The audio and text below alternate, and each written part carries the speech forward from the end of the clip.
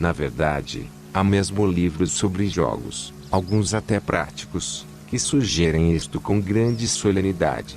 A ideia é a pessoa começar com algumas apostas pequenas, $1 ou $2 nos caça-níqueis, por exemplo, para ver como anda a sorte.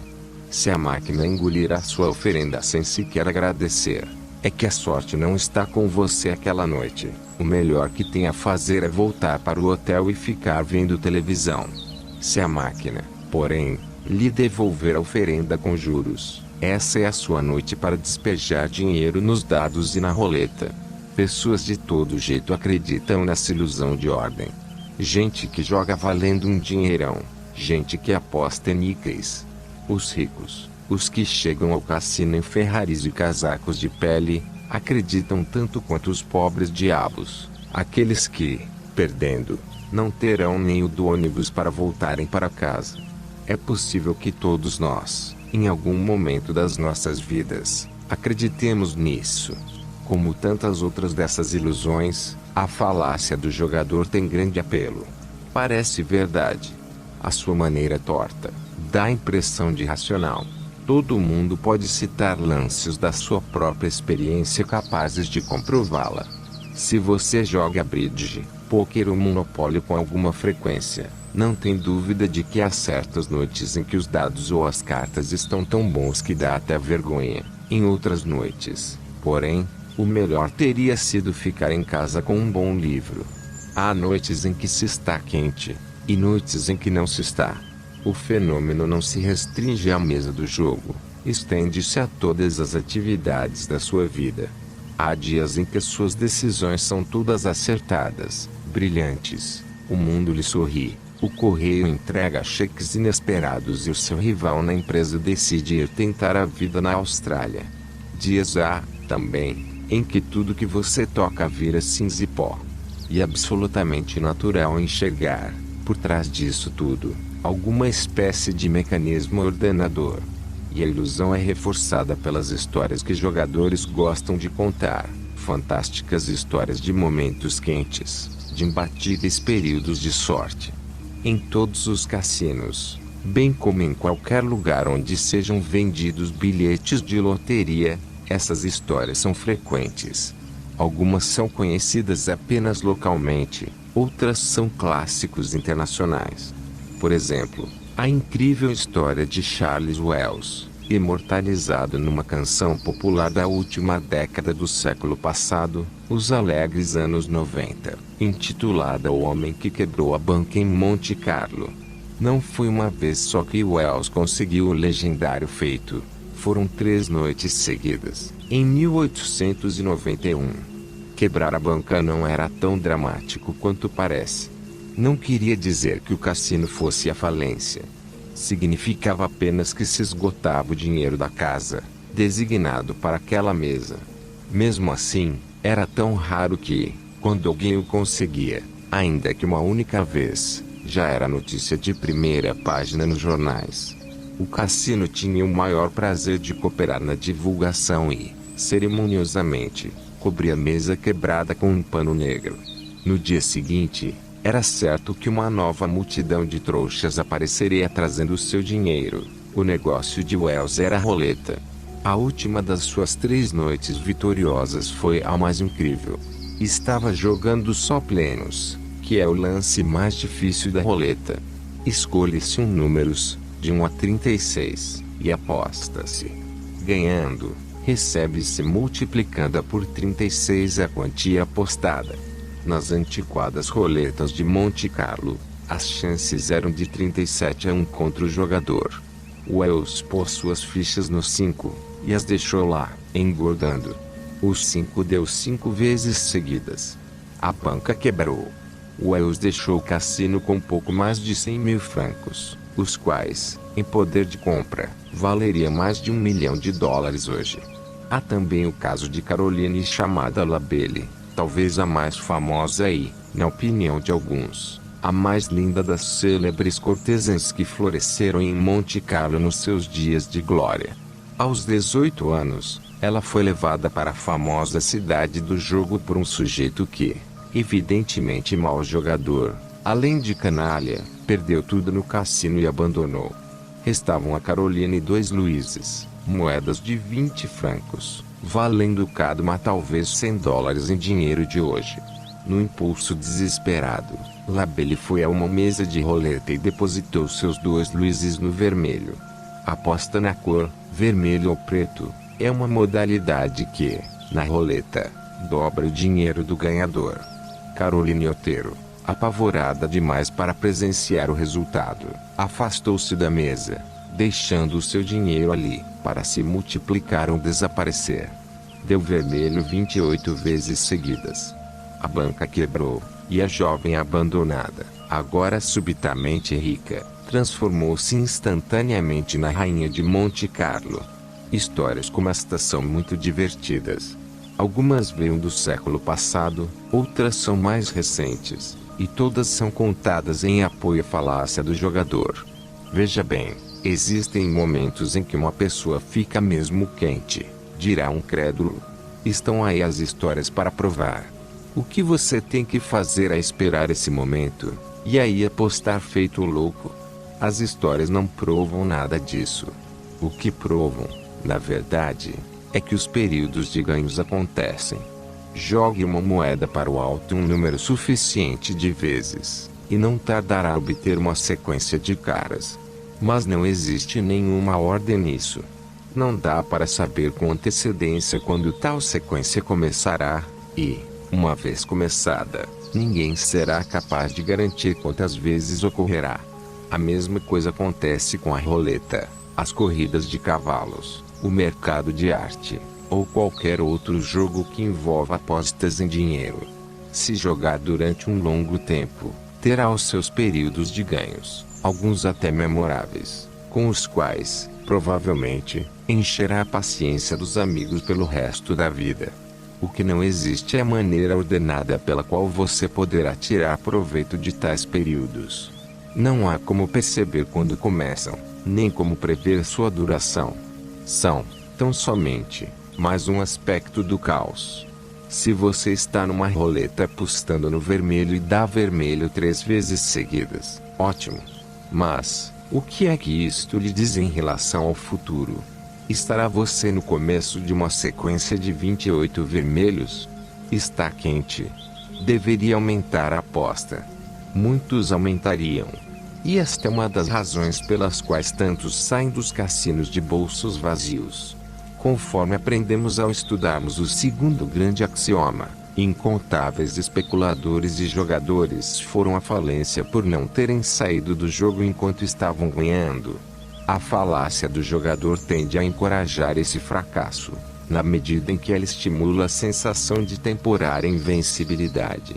Eis aí uma sensação perigosa. Ninguém é invencível, nem por meio segundo. Caroline Otero e Charles Wells tiveram sorte. Foram obrigados a parar de jogar porque o cassino ficou sem dinheiro.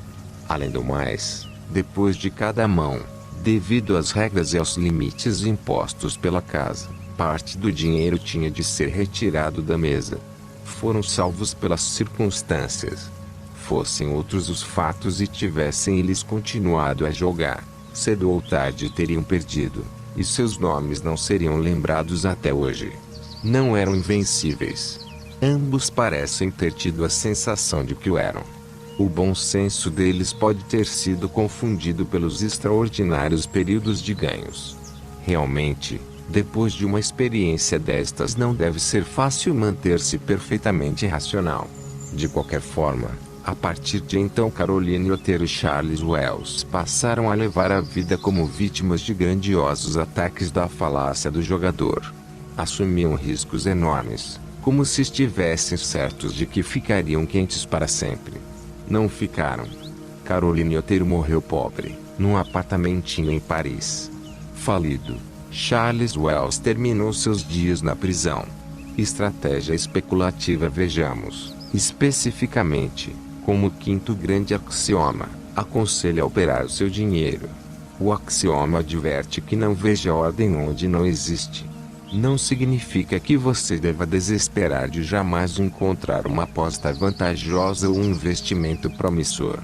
Pelo contrário, Deve estudar a especulação na qual está interessado, a mesa de pôquer, o mundo da arte, o que for, e, quando topar com algo que tenha boa cara, aposte. Não se deixe, porém, hipnotizar pela ilusão de ordem.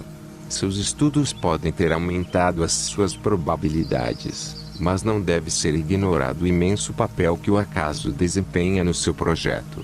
É improvável que os seus estudos lhe tenham criado uma situação certa, ou sequer quase certa. Você continua lidando com caos. Enquanto tiver isto em mente, poderá poupar-se de grandes estragos. Seu monólogo interior deve ser mais ou menos assim: tudo bem, fiz o meu dever de casa o melhor possível. Acredito que estou apostando numa boa, e que vou ganhar.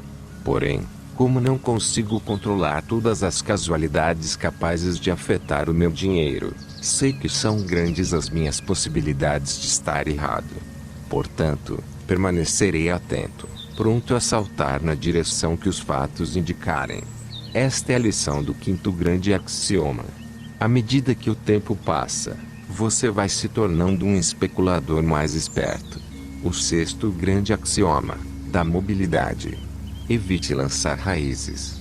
Tolhe em seus movimentos. No léxico das modernas teorias sobre sanidade mental, o desarraigamento está na mesma categoria das preocupações. Ambos são considerados maus para você. Sob muitos aspectos, claro que é bom ter raízes. Você tem a sensação de pertencer a algum lugar conhecido, entre velhos amigos e bons vizinhos, dá até um certo calorzinho no coração. Os opostos dessa confortável situação, desarraigamento, sensação de bala perdida, alienação, parecem, por comparação, frios e desconfortáveis. É por isto, com certeza, que a maioria dos psicanalistas acha que devemos ter raízes. Mas vamos olhar esse negócio de raízes com cuidado. Se deixar que se intrometa na sua vida financeira, pode lhe custar mais caro do que imagina. Quanto mais procurar aquela sensação de estar cercado pelo antigo, pelo conhecido e confortável, menor será o seu sucesso como especulador. O axioma não tem só a ver com mobilidade geográfica, ou falta dela, a visão romântica do arraigamento. Para muita gente da classe média, especialmente para quem está tentando faturar no mercado imobiliário, isto é parte do negócio. Mas só uma parte. Acima de qualquer outra coisa, o axioma se refere a um estado mental, uma visão das coisas, um método de organizar a sua vida. A mensagem, aqui, se divide em duas, cada uma coberta por um axioma menor. Nono axioma menor. Numa operação que não deu certo, não se deixe apanhar por sentimentos como lealdade ou saudade. Vamos, primeiro, dar uma espiada no mercado imobiliário. Janice Shattuck, corretora em Nova Jersey, conta uma triste história de oportunidade perdida por causa de raízes. No começo da meia-idade, o casal vivera durante 2 décadas na mesma casa. A hipoteca de 20 anos estava quitada, e o valor da casa, agora, era deles até o último tostão, livre e desimpedido. Esse capital era o que tinham de maior valor, como acontece com muita gente nos níveis médio de renda. Com os filhos criados e já tocando suas próprias vidas, as despesas menores, o casal se achava em condições de pôr esse capital a trabalhar em alguma especulação. Com sorte, poderiam chegar ricos à velhice. A amiga do casal, Janice Shattuck, disse-lhes que talvez fosse uma boa ideia vender a casa. A rua deles começava a dar sinais de decadência. Por esta ou aquela razão, vários imóveis mostravam-se mal conservados. 2 dos proprietários da rua não residiam em suas casas, alugavam-nas para repúblicas de estudantes de uma universidade próxima, o que, convenhamos, não chega a ser nenhuma garantia de manutenção do imóvel. A rua começava a exibir um ar decadente e cansado. A senhora Shattuck chegou a dizer aos seus amigos que talvez tivesse um comprador para a casa.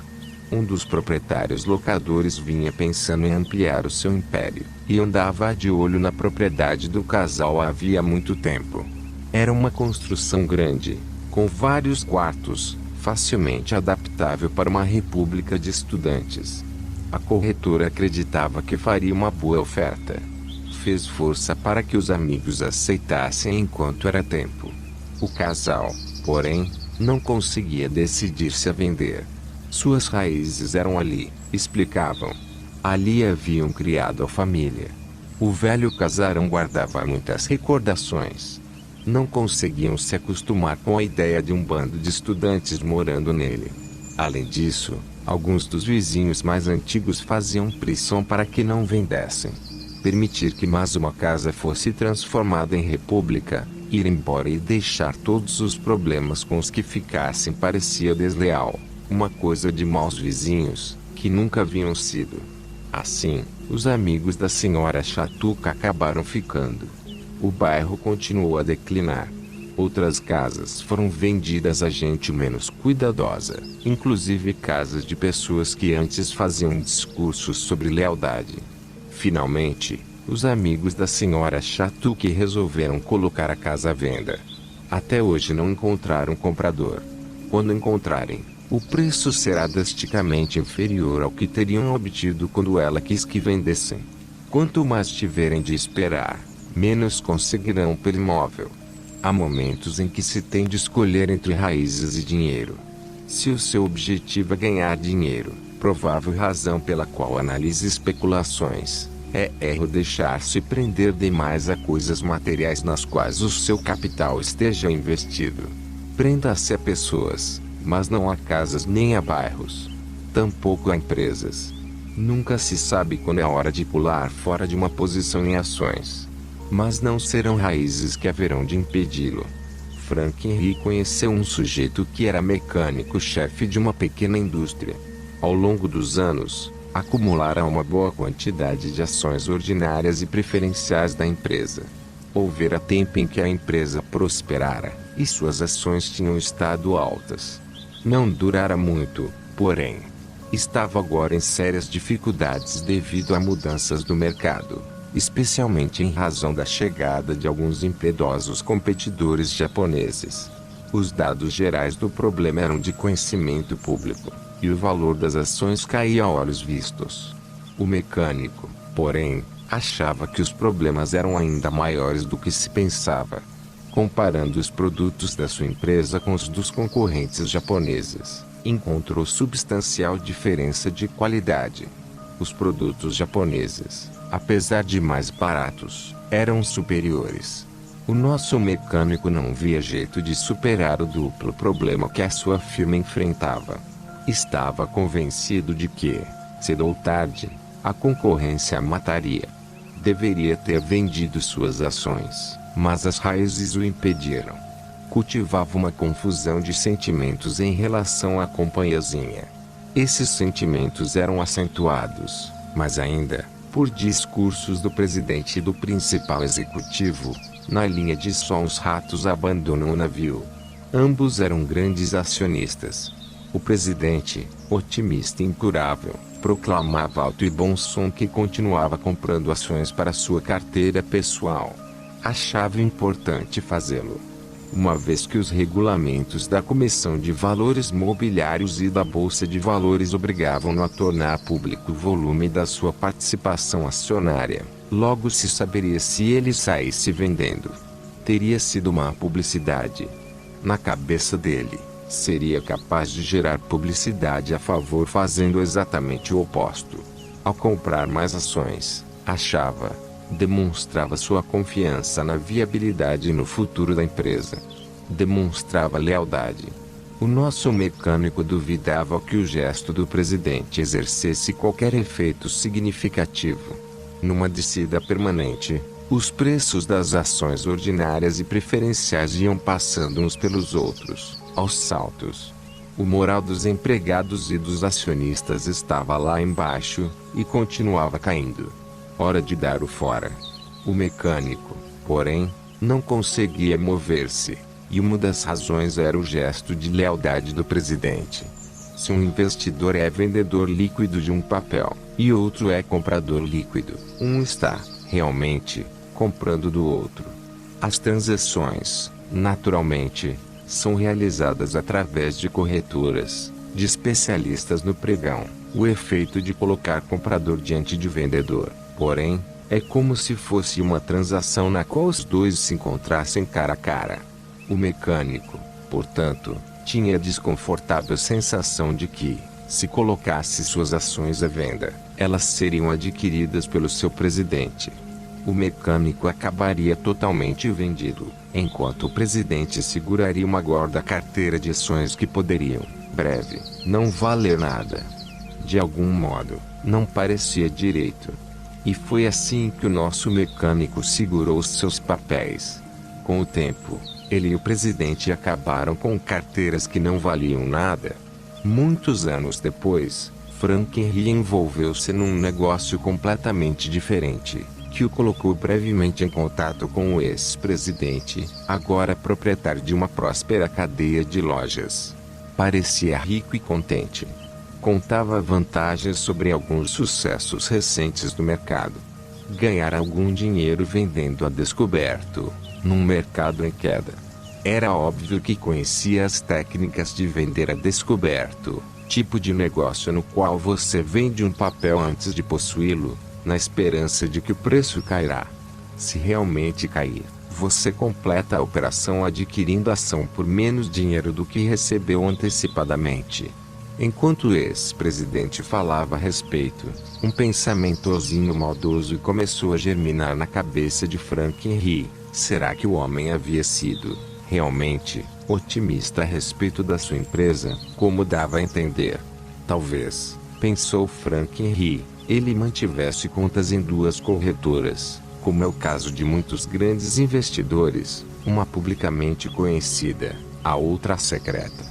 Enquanto, através da primeira, às claras e orgulhosamente, ele comprava o papel, através da segunda ia vendendo a descoberto. Bem, foi só um pensamento. 10º axioma menor. Jamais hesite em sair de um negócio se algo mais atraente aparecer à sua frente. Em detrimento do seu objetivo principal, que é ganhar dinheiro, existem várias maneiras de deitar raízes em alguma forma de especulação. Uma das mais frequentes, que se insinua e pega as pessoas de surpresa, é embarcar numa situação na qual você não tem certeza se está ali numa especulação ou probi. Digamos que você tem uma coleção de moedas raras, ou de selos. Ou que a sua sala de visitas transformou-se em um museu de arte. Você já alcançou a meta pré-estabelecida, que era dobrar o seu capital, mas agora não consegue passar as coisas adiante, como seria sua obrigação. Apegou-se demais, talvez alguém metido artista o tenha convencido de que não é correto especular com a arte visando o lucro. E lá está a coleção trancada em casa, o seu valor de capital atado. Enquanto isso, apareceram algumas ótimas especulações nas quais faria bom uso do seu capital. Está com um palpite na prata, talvez, ou surgiu uma oportunidade de especular em imóveis na área onde você mora, e parece uma boa ideia. O que fazer? Você tem de decidir se é ou não especulador. Jamais se apega a coisas, somente a pessoas. Apegar-se a coisas prejudica a sua mobilidade, a sua capacidade de mover-se rapidamente quando as circunstâncias exigem. Tendo lançado raízes, a sua eficiência de especulador diminui demais. Outra maneira comum de deitar raízes é deixar-se envolver numa situação na qual fica esperando que algo dê resultados. Isso é capaz de ser ainda mais frequente do que o dilema especulação, hobby. É possível ficar preso em jogos de espera durante anos, enquanto dezenas de outras oportunidades especulativas ficam passando cruelmente ao alcance dos seus dedos, impotentes para agarrá-las. Digamos que tenha comprado $10.000 de ações da Ulala Eletrônica. O seu objetivo é liquidar a posição quando os 10.000 virarem 15.000. Mas o papel acaba se revelando uma droga. Não soube nem 10. Feito um vira-lata, ano após ano lá está ele, sentado, imóvel, a língua de fora. Enquanto isso, a Oba-Oba Computadores atrai a sua atenção. Informações quentes levam-no a crer que, no próximo ano, será mais provável faturar com este papel que com a Ulala. Se tivesse capital, compraria um monte de Oba-Oba, mas não dispõe de um único níquel livre. Está tudo preso em Ulala. O que faz você? A reação normal é continuar plantando na Ulala. Não dá para vender agora. Tenho de esperar o meu ganho, pensa. Mas pense mais um pouco. Se tem boas razões para crer que o ganho com a Oba-Oba é possível e mais rápido, por que não trocar de posição? Não importa no que estiver investindo, será sempre o mesmo dinheiro. Se conseguir chegar aos 15 mil com Oba-Oba em vez de com Ulala, a festa será a mesma. Jamais deite raízes no investimento acreditando que ele lhe deve alguma coisa ou, o que é igualmente ruim, que você lhe deve um pouco mais de prazo para que ele demonstre do que é capaz. Se não estiver indo a parte alguma e algo melhor passar, troque de trem. Trocar, em vez de ficar, só lhe custará a corretagem. Se o valor de capital do investimento original tiver mudado no tempo que durou a transação, ao vendê-lo você pode ficar devendo algum imposto sobre ganho de capital, ou, ao contrário, declarar uma perda de capital. Porém, como estamos falando de um investimento que não andou em nenhuma direção, provavelmente esta é uma consideração de menor importância. Naturalmente, pode acontecer de você vir a se arrepender, quadro que estudamos em outros axiomas. Ao trocar o Lala por Oba-Oba, experimentará uma grande variedade de emoções desagradáveis se o Lala, aquele velho vira-lata cansado, de repente acordar e disparar ladeira acima. Pode acontecer, é claro. Mas a possibilidade de arrependimento também existe se não trocar. Enquanto lá está você, pacientemente, segurando o Lala, Oba-Oba dá um pulo, exatamente como desconfiava que daria. Você se morderá de raiva por ter ficado no investimento original. Já que, faça o que fizer, a possibilidade de arrependimento é a mesma. O melhor é deixar isto fora dos seus cálculos. As duas hipóteses são autocanceláveis. A decisão de ficar ou trocar deverá basear-se unicamente no seguinte: qual especulação, no seu modo de ver, parece oferecer melhores perspectivas de lucro rápido? Esta é a pergunta que deverá fazer a si próprio quando estiver segurando um papel e sentir-se atraído por outro. Não deite raízes, seja pelo dilema especulação, ou por estar esperando o seu ganho, e este é um problema igualmente grande, para muitos, pelo medo de abandonar algo conhecido em troca de algo novo e que desconhece. Determine onde parecem estar suas melhores chances, e corra atrás. Estratégia especulativa. O sexto grande axioma manda preservar a mobilidade. Adverte para as muitas coisas que podem arragá-lo, em detrimento da sua carreira de especulador, sentimentos como lealdade, grilos como o desejo de ficar marcando o passo, pronto para pular fora se aparecer algum problema, ou agarrar rapidamente, caso surja alguma oportunidade. Isto não significa que deve ficar pulando de uma especulação para outra, como bolinha de ping-pong. Seus movimentos devem ser feitos somente depois de cuidadosa avaliação dos prós e contras. Nenhum passo deverá ser dado por motivos triviais. Quando uma transação já tiver esgotado totalmente suas possibilidades, ou quando aparecer algo obviamente mais promissor, corte as suas raízes e vá em frente. Atenção! Não permita que as raízes engrossem demais. Ficam difíceis de cortar. O sétimo grande axioma, da intuição. Só se pode confiar num palpite que possa ser explicado. Um palpite é parte de uma sensação. É um misterioso pedacinho de alguma coisa que não chega a ser conhecimento. Um evento mental que experimenta algo semelhante a conhecimento, mas não sente totalmente confiável. Como especulador, é provável que você tenha palpites com frequência.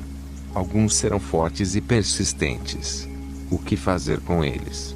Aprenda a usá-los, se for capaz. Isto é fácil de falar, mas, Como sem dúvida acabará descobrindo, difícil de fazer. O problema da intuição é complicado, mal compreendido e, para muita gente, perturbador.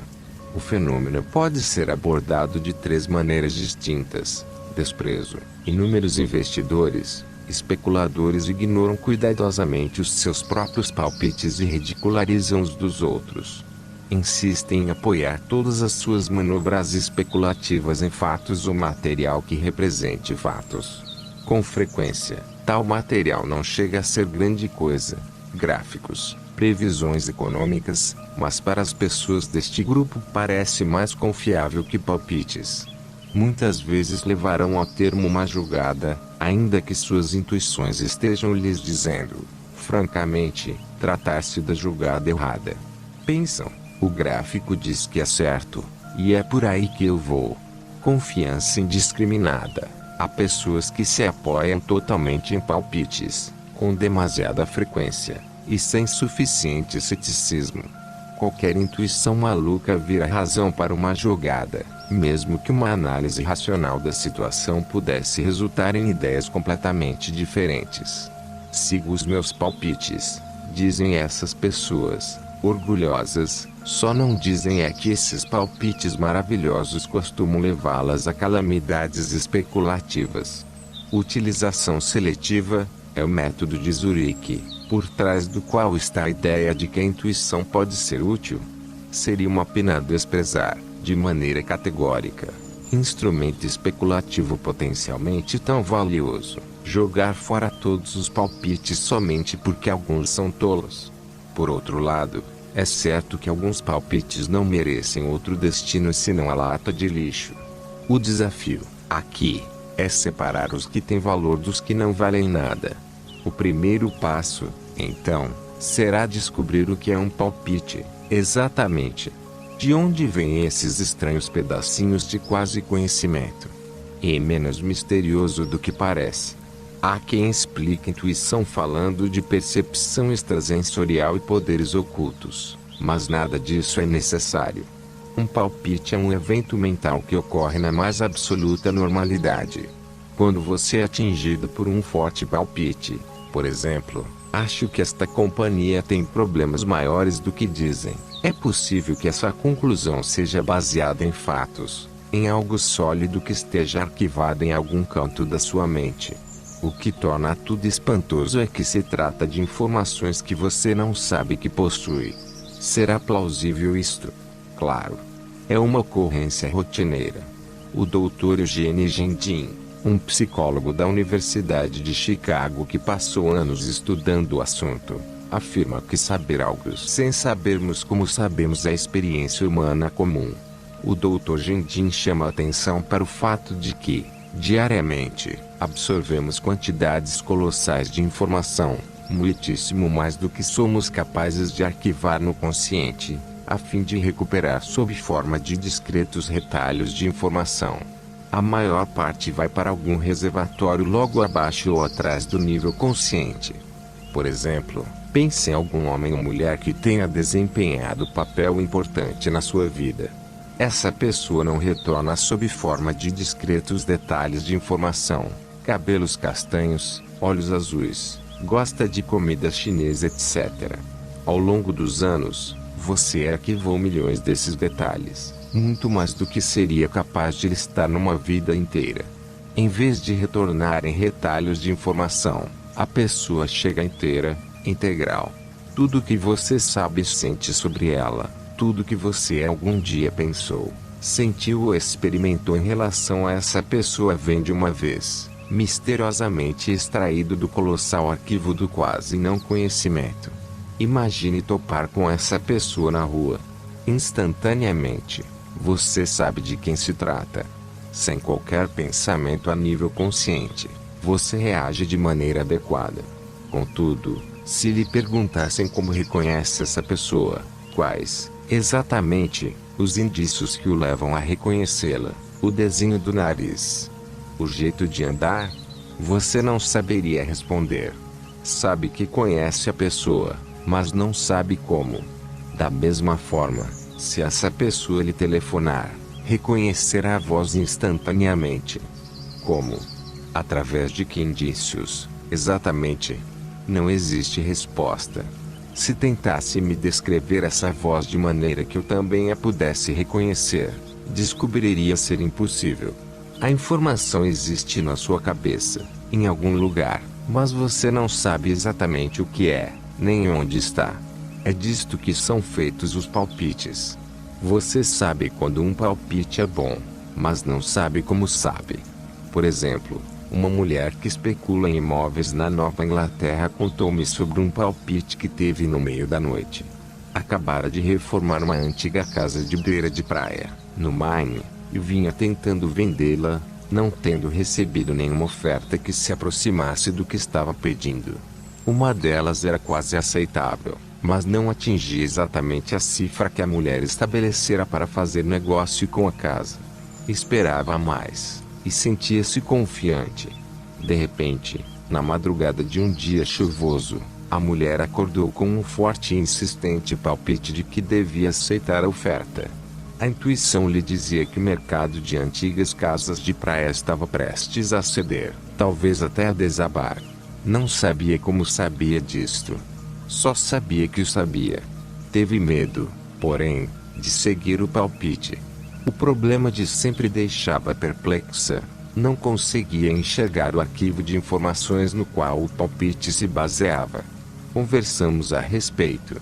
Sua inclinação inicial era rir do palpite e esperar que desaparecesse.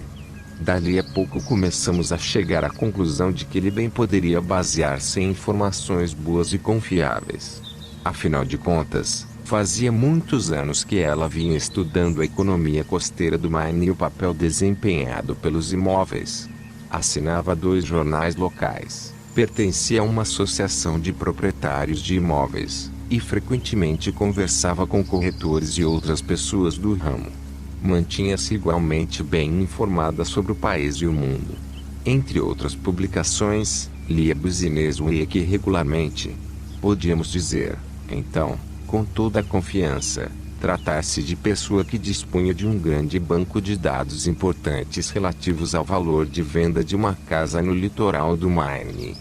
Muito dessas informações, porém, estava num nível não consciente da sua mente. Na verdade, talvez a maior parte. A porção consciente seria como a ponta de um iceberg. O palpite perturbador ocorreu, concluímos nós, quando foram feitas ligações naquele imenso banco de dados do não consciente.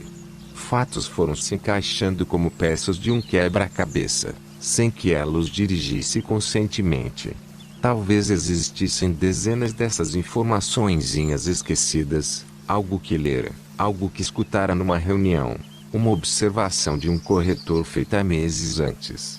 Tudo junto resultou numa convicção intuitiva de que o mercado imobiliário do litoral do Maine estava prestes a ceder. Resolveu apostar no palpite. Aceitou a oferta mais alta. Passou-se um mês apenas, e já ficava claro que fizera o certo, de forma brilhante. A oferta que aceitara era a mais alta que ouviria em muito tempo. Agora podemos compreender o 7º grande axioma, quando ele diz que só se pode confiar num palpite que possa ser explicado. Quando lhe ocorrer um palpite, a primeira pergunta a fazer é se na sua mente existe um arquivo suficientemente grande de informações, capaz de gerá-lo. Embora não saiba, nem possa saber exatamente quais sejam as informações relevantes, é plausível achar que existem. Se for um palpite acerca de imóveis no litoral do Maine, pergunte-se se você realmente entende alguma coisa disso. Estudou o assunto. Vem acompanhando as altas e baixas desse mercado. Se o palpite for sobre o preço da prata, terá você absorvido bastante conhecimento sobre o metal e suas complexas interrelações com outras atividades econômicas. Se o palpite diz respeito a uma pessoa, esse cara está a fim de me enganar. Será que você o conhece bastante? Há tempo suficiente para poder fazer avaliações de caráter? Submeter os palpites a estes testes rigorosos é importante porque, às vezes, temos lampejos intuitivos que não se baseiam em fatos. Esses não contam. De onde vêm? Sei lá. São como sonhos. Vêm de lugar nenhum, não significam nada e não levam a parte alguma. É o cérebro fazendo artes. Obrigado. Você chegou ao fim de uma leitura. O próximo vídeo está nos links da descrição. E também na descrição desse vídeo eu deixo alguns links caso queira acompanhar alguns dos meus investimentos.